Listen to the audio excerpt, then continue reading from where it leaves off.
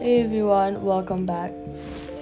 Is Kalshi showing a connection error or region not available misses or crashing because a VPN is running on your iPhone?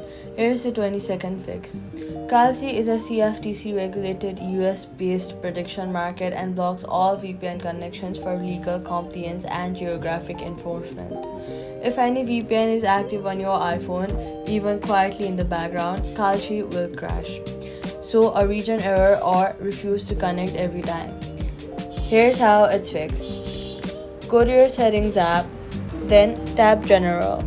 Then scroll down to VPN and device management and tap on it. Look at the VPN section.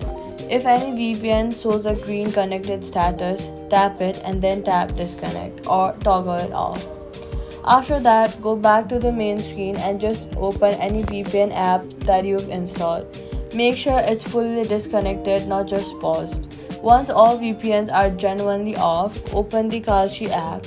It will load and connect to its servers normally.